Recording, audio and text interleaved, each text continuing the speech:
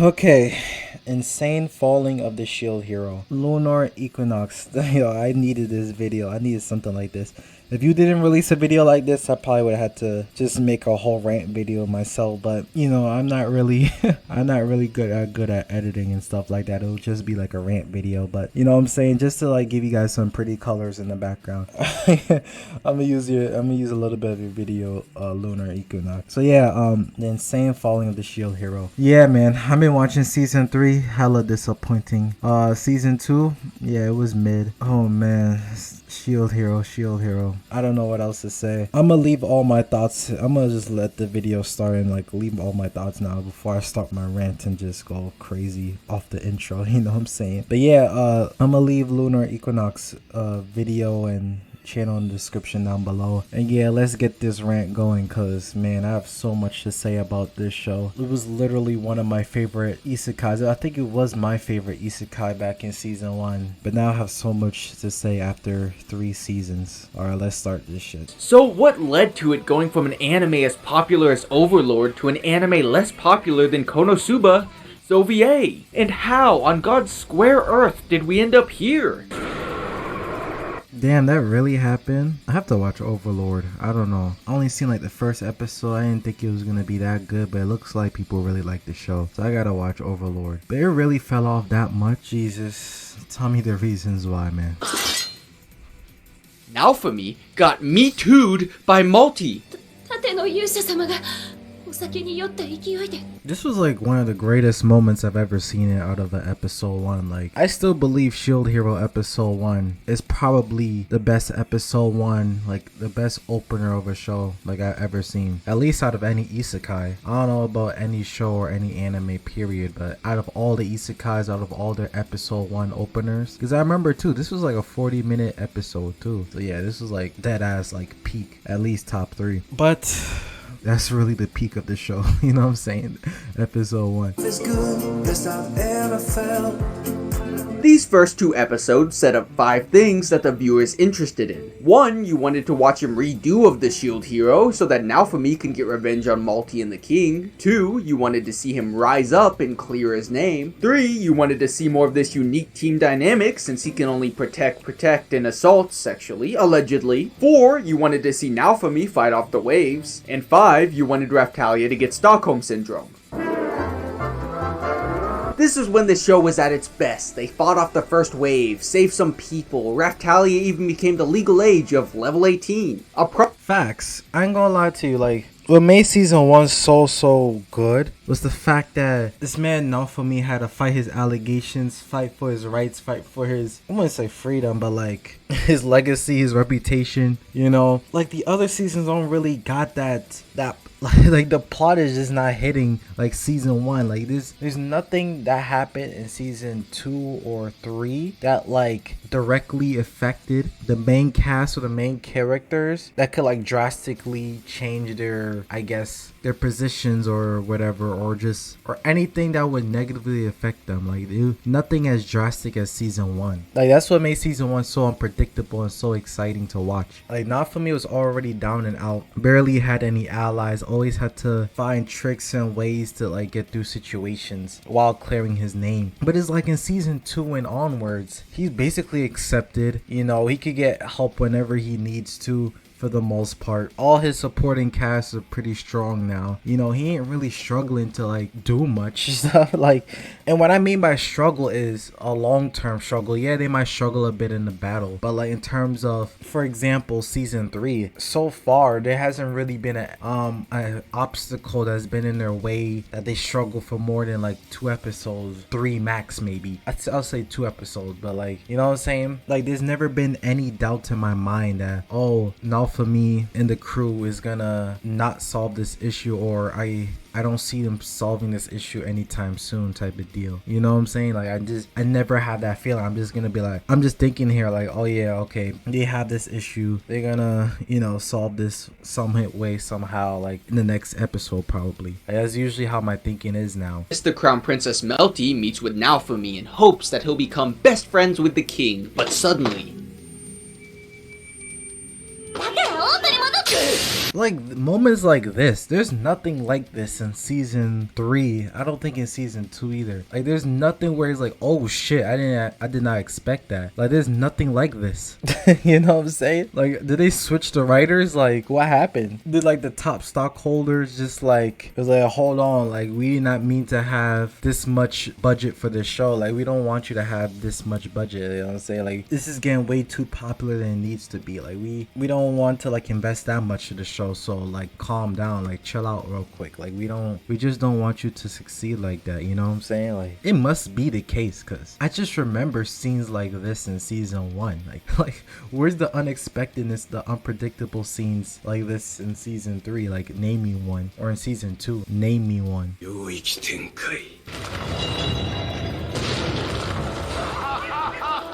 I ain't gonna lie, he cooked up with that edit. Yeah, I ain't gonna lie to you, that Pope, that was a domain expansion. That was a domain expansion before domain expansions existed. He cooked up with that line. I ain't gonna lie, that edit got me smiling.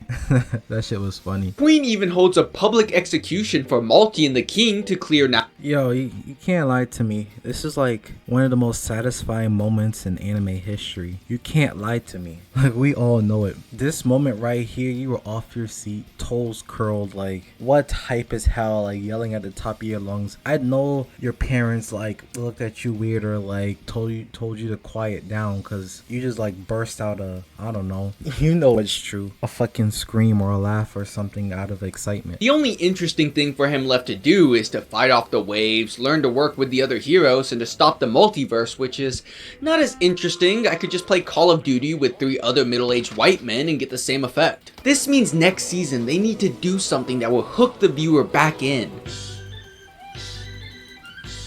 Man, he's right though. They kind of, in season 1, they kind of solved and answered majority of the questions, a majority of the excitement that was there for Shield Hero. And to be honest, they should have leaned more towards having the heroes having to work together and find partnership and companionship, you know? I think they should have leaned more towards that direction. They did lean towards like the other worlds and stuff like that, but which is why I don't think season 2 wasn't as bad.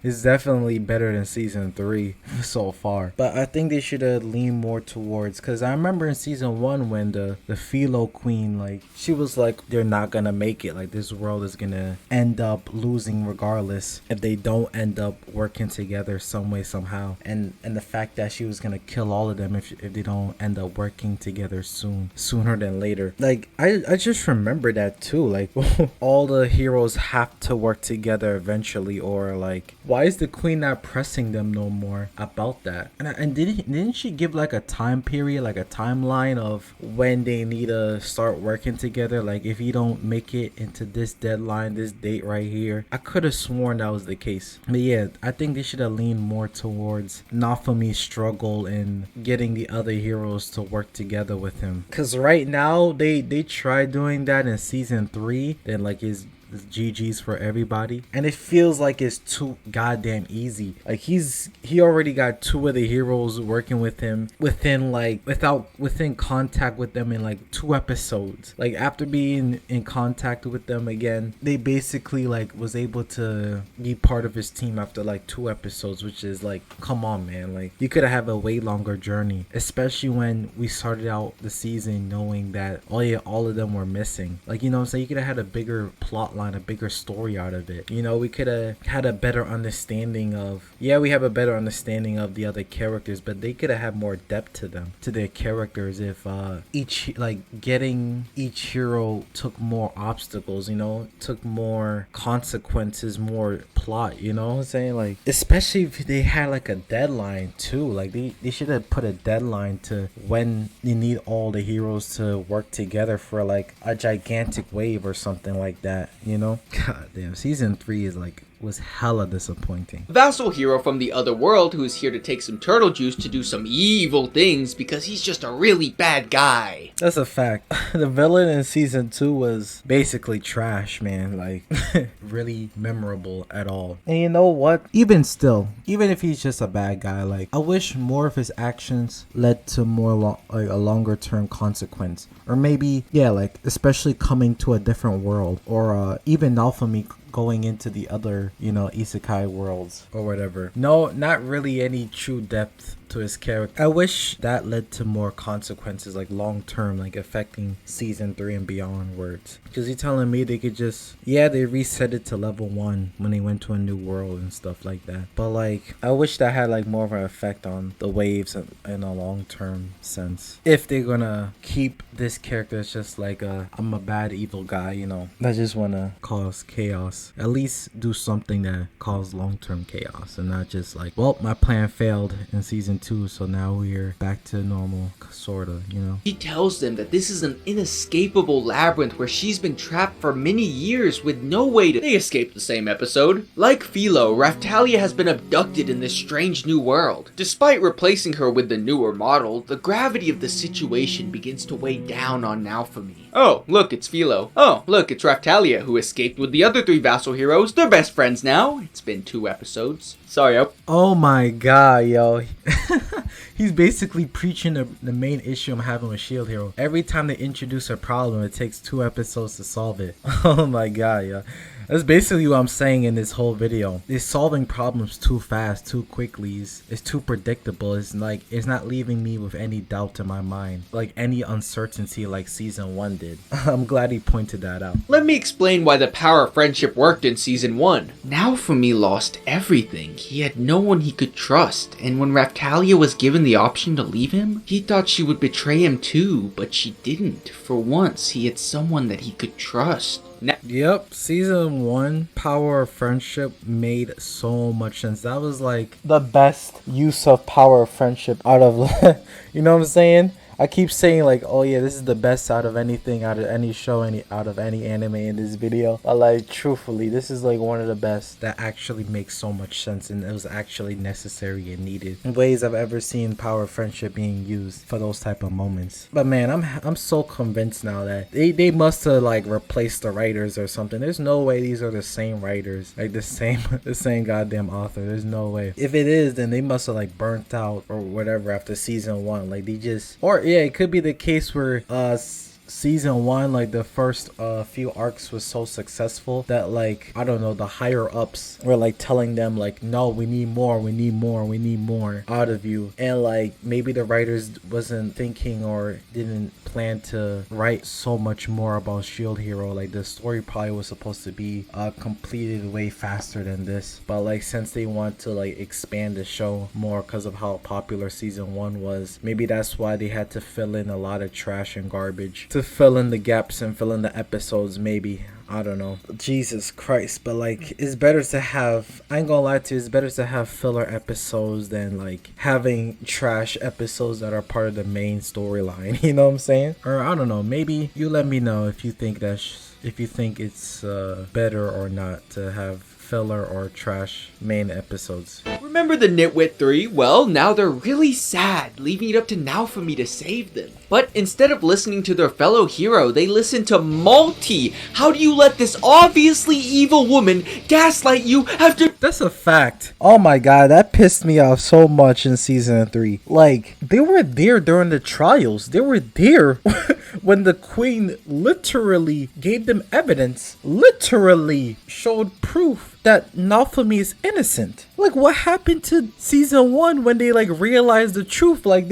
what? I could have sworn they took the red pill in season 1 and like opened their eyes to the truth about this, you know what I'm saying, about this woman. I almost said, you know what I'm saying, YouTube, of course. Like, how are they so blinded? Okay, yeah, like, I think season 3 is probably when all those other 3 heroes are at their lowest. Like, people don't really respect them. Like, their reputation is going down the drain because how weak they are and all that. But still, though, like, come on, you can't be so delusional that, like, even after all that happened in season 1, you still gonna believe her over over the Shield Hero. Like, that makes no sense. I do feel bad for the team that had to condense so much information into 12 episodes, since the main way to fix every problem I had with the show was giving it 25 episodes like the Facts. first season. But this is just the problem every light novel adaptation faces. The people that really killed my enjoyment of the series were the Nitwit 3. These idiots somehow relapse more than my alcoholic father. Sure, it's part of their character, but it's not fun to watch a recycled plotline when A, you don't care about the characters, and B, you don't care about the character. Facts. We don't care about the characters. He's also right about, oh my god,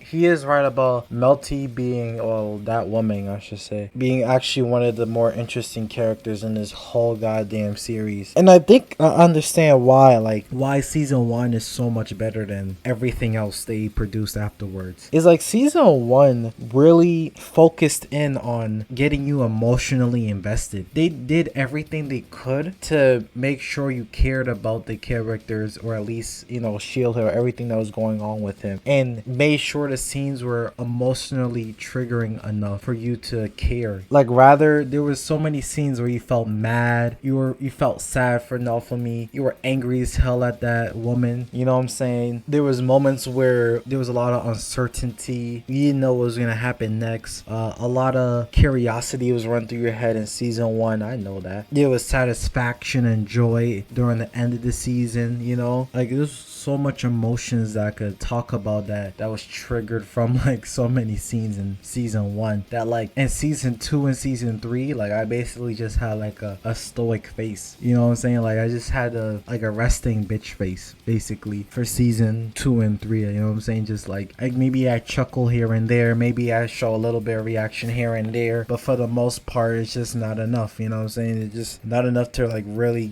give out a true genuine reaction. So that's really the main difference. That's really what the secret ingredient that they lost in season 1. Alright, that's the end of this reaction. Alright, that's the end of me reacting to LunarEquinox video. Yeah, the insane falling of the Shield Hero. It's funny because I just realized that it's based off the title of The Rise of the Shield Hero, but so that was very clever. Great video. It summarized basically everything that's wrong about Shield Hero, everything that was great about season 1, everything that was bad about the other seasons, you know what I'm saying? This comment kind of summarized a lot. If season 1 was the actual peak of the series, then the Shield Hero didn't do much of rising, did he? Like that's a perfect line right there. I'm not gonna lie to you. So yeah, it also looks like, based on what he's saying, if you want to have the best experience of consuming the Shield Hero, it's best for you to read the light novel, which maybe I'll have to end up doing eventually, because it looks like I was excited for season 3, because I could have sworn that season 3 was being hyped up a little bit before it came out, as if it was gonna go back to its roots, back to some season 1 vibes, but nah, it's even worse than season 2, which is crazy. That's a low bar to even reach. But yeah, you let me know what your thoughts on the Shield Hero. I'm not sure if I released a video yet, or maybe I'm releasing it after this video, but I'm gonna release a video on season 1 by itself, kind of go more in depth on what made the opening episodes so good. I think I went over the first 3 episodes or so, or something like that, but like, yeah, I went over the first few episodes and basically why it's the greatest opening, or the you know what I'm saying, at least one of the greatest openings of any anime I've ever seen. But it's not even just about that. It's basically a video about trust and what I learned about trust based off Shield Hero, because damn, Shield Hero will really enlighten you about human nature and trusting people especially after watching season 1. That really changed the way how I view trust and all that. So yeah, make sure to check that out. So make sure to check out that video. I think I released it already, or I'm about to after this. So yeah, anyways, let's have a discussion in the comment section down below about Shield Hero, and yeah, thanks for watching.